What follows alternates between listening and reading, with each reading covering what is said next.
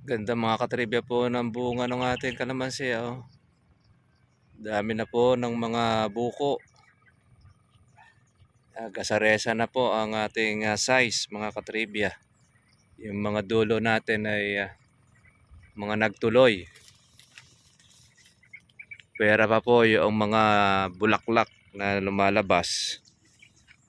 May mga maliliit na bulaklak. Meron naman pong mga bukang bulaklak. Yan o.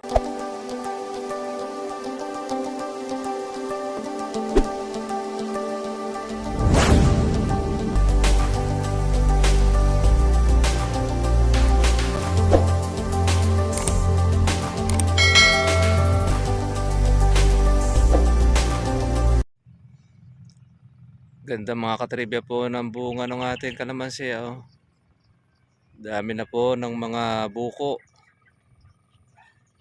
Gasaresa na po ang ating size mga katribya. Yung mga dulo natin ay mga nagtuloy. Pera pa po yung mga bulaklak na lumalabas. May mga maliliit na bulaklak. Meron naman pong mga bukang bulaklak. Yan o.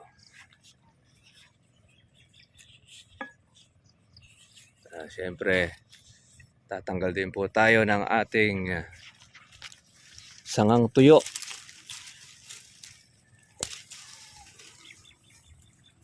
Yan ang gusto po mga katribya po ng kalamansi. Aalisin po ang kanya pong mga sangang tuyo. Para lagi po siyang fresh. Yan ang kanyang pinaka-proning sa amin. Hindi po tayo nagbabawas po ng ating mga sanga. Kundi bagkos. Yung pong mga tuyo na nananatili sa ating kalamansi, siya po nating inaalis. Yan po ang ating pong pagpuproning mga katribya. Ayan no. Ito na po yung ating mga bulaklak na mga maliliit. Oh. Kaya mini-maintain po natin siya mga ka-farmers ng ating spray. Ngayon, meron tayong gamit. Ito. Mini palakol na. May kalawit pa. Ayan, saka pupuluhan. Kaya pagtatanggal po natin mga ka-farmers ng ating bagging sa kasangan tuyo, pagka pumataas, kakalawitin po natin ito. Ayan. Kaya naman po sa ilalim yung kalamandarin, ito naman po yung ating mini palatsaw. O kaya 2 in 1. Palawit plus itong ating palatsaw. Yan na po pwede natin maging gamit mga katribya. Tanggal muna tayo ng ating mga sangang tuyo, pero yung kaya po nating alisin at malapit lang atin na po siyang tinatanggal sa pamamagitan ng ating kamay. Yan. Ngayon pa lang po lumulusot yung iba pong mga bulaklak mula po noong maulan ng malakas. Kaya po yung ating pataba ngayon pa lang po yung kinakain. Merong nang nauna. Tapos merong uling kasunod na bulaklak. Kaya magkakasunod-sunod na naman po mga katribya ang bunga nito. Kaya naalagaan natin ng maayos ay mapupuno na po ng bunga. Bawat buwan meron tayong aasahan na magiging harvest sa ating kalamansi.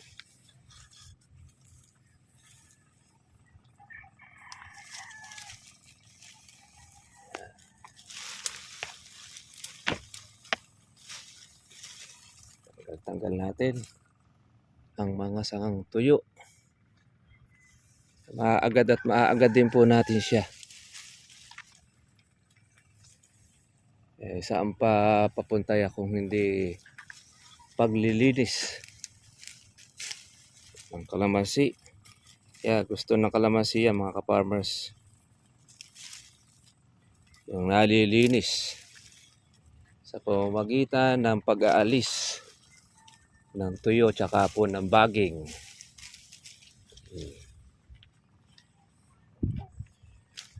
Ayan o, yung baging natin o. Kawitin lang natin, dali na siya tanggal. O, yung ating tuyo.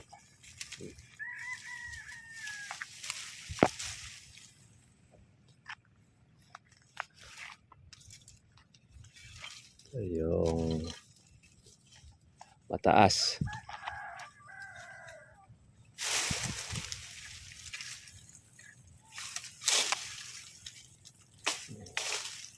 Yan, dali natin matanggal kahit mataas pa siya ay ating maaabot ditong ating kalawit with palatsaw. So, kailangan din natin gamit itong mga katribya sa inyong kalamansi. Mura lang po ito sa Shopee, meron po yan na nabibili pang urgent, emergency, pag-aalis ng baging, pag-aalis ng ating sangang tuyo.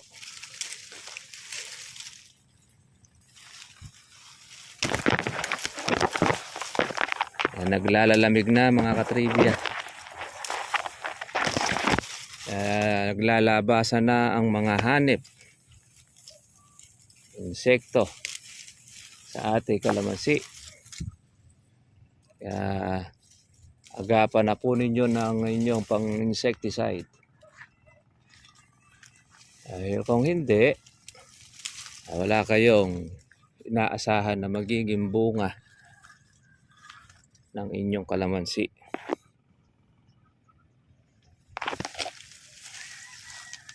Maatake rin ng mga punggos dahil araw, uulan. Magki-create ng punggos ang kalamansi.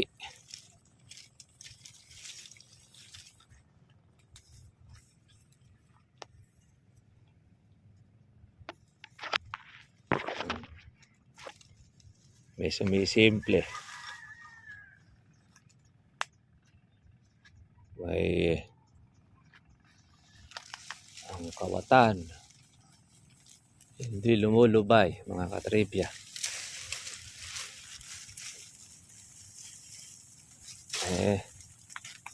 Iyanan natin sila. Doon sila masaya.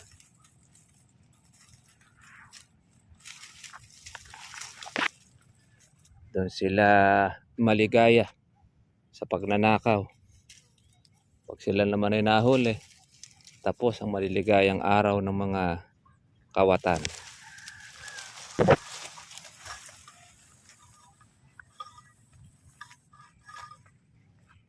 Kaya dumalang ang bunga ng ating kalamansi. Hindi natin mahuli ang mga pinayupak.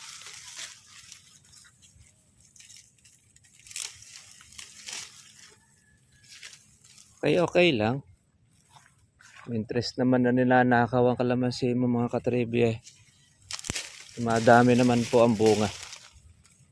Kaya marami sinusuplayan ng kalamansi natin. Maraming nakikinabang, pati magnanakaw ay nakikinabang. Okay lang mga ka-farmers. Talagang ganon ang buhay. Kaysa naman sa konsumihin mo sarili mo o pamauna sa mga yan, bigay ang hilig. Mga kawatan na yan. Kaya no problem. Sanay na tayo mga katribya sa ganyang kalakaran. At hindi lang naman yan sa atin nangyayari. sa gobyerno. Naku, lalo talamak yan. Ang nakawan, kaba ng yaman. Kaya kawawa ang mga farmers, ang mga naghihirap, nagtatax, ilulustay ng mga walang puso, ang kaba ng yaman.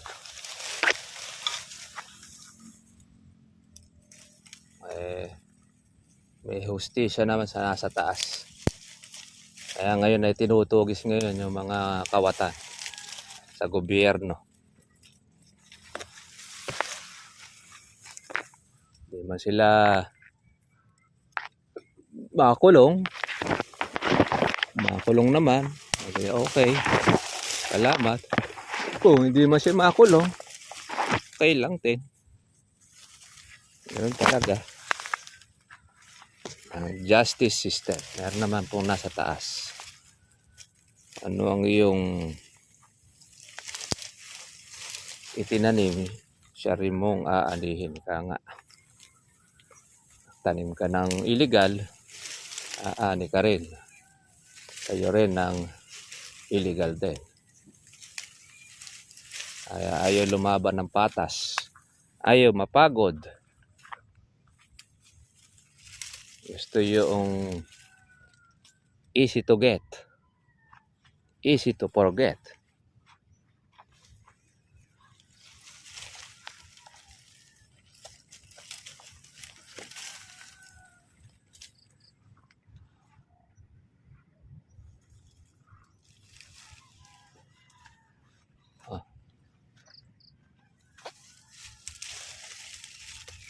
Makulimlim. Tapos na tayo yung mag-spray kahapon.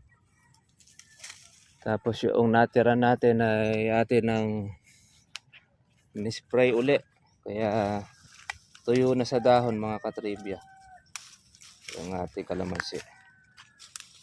Ito na lang po ang ating ngayong ginagawa. Ang magtanggal po ng mga sangang tuyo. Ayun.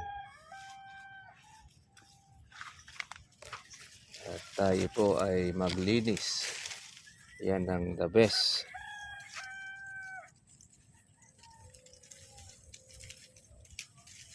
Para palitan ng panibagong sanga. At mamulaklak ulit ng panibago. Dahil yan ay malalanta na.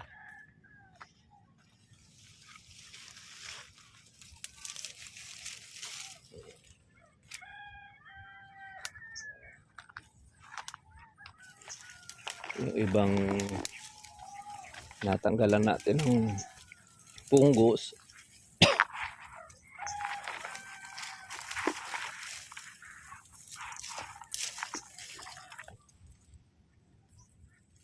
May gumagaling. Meron naman tutuluyan. Hindi pare-parehas.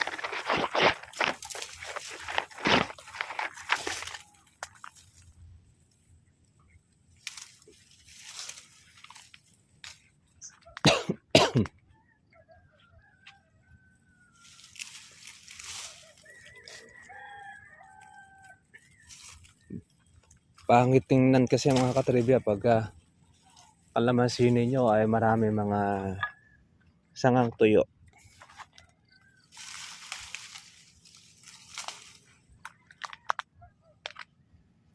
Kaya may papayo natin ay inyong alisin, linisin para maging maganda at manatili po yung kanyang pagiging berde.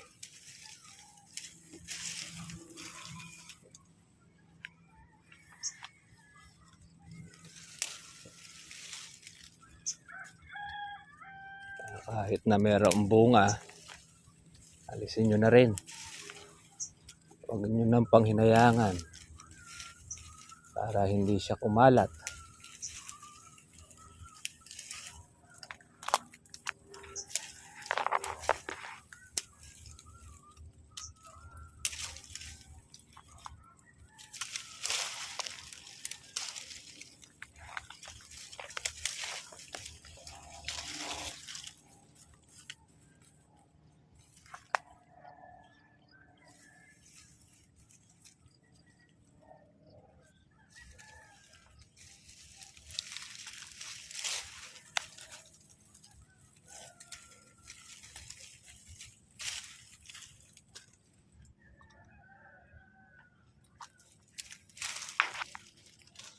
Ito yung sanga.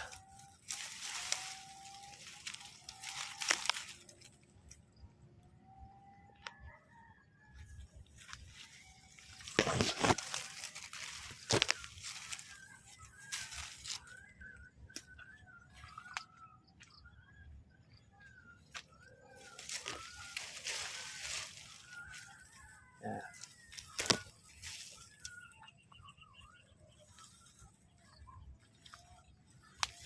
Ito pa. Alis-alis.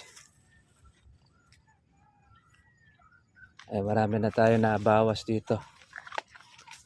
Kaya konti-konti na lang ang ating tinatanggal.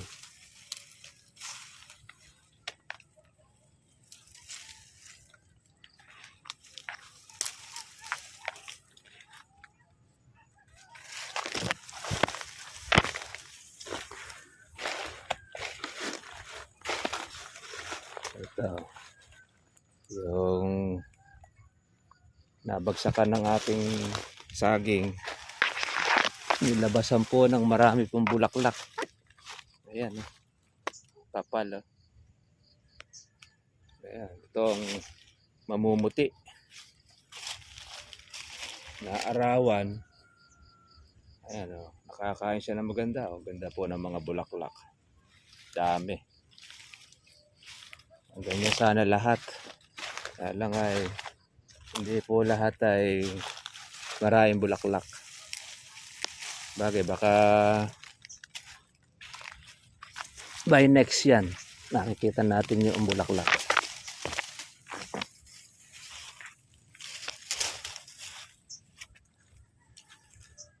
Importante yan ay makatuloy para maging maayos.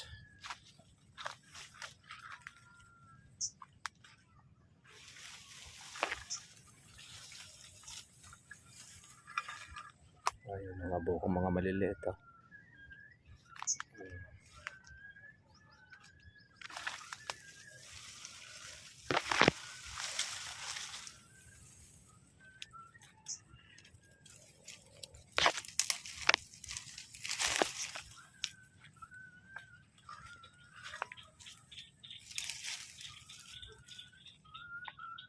Ayan.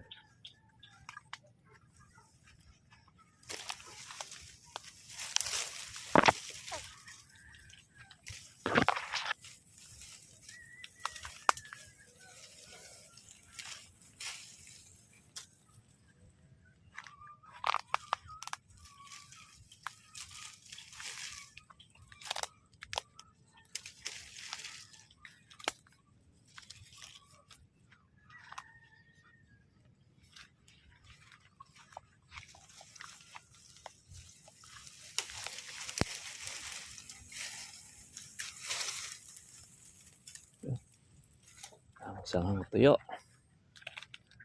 Maganda na po siya. Berde na. Hindi na po siya makati sa mata. Nakakatribya.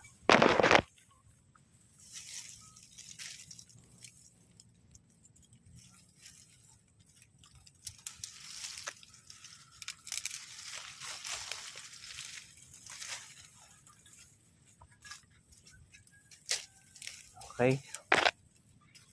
Na.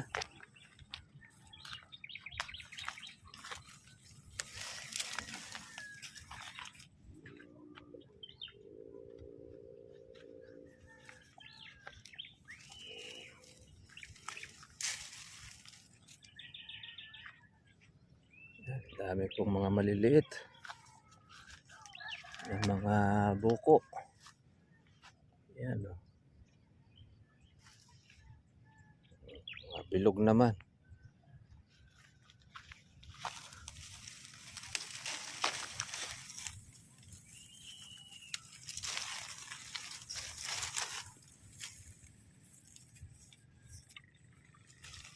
Ito.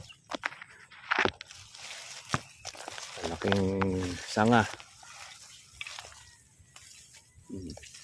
Mana ng punggos. Okay siya. May mga bulaklak pa.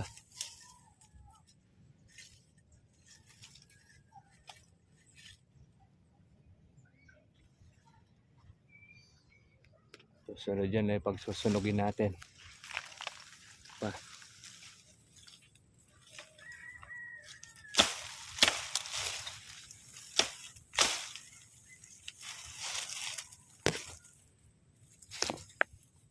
Susunugin natin para siya ay hindi makahawa. Pwede naman natin ito mga ka-farmers na pang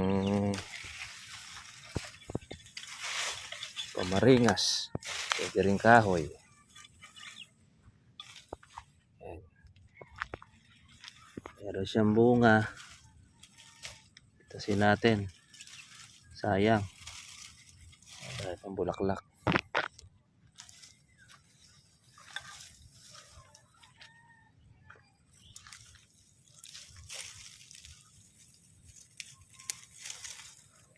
Ito oh.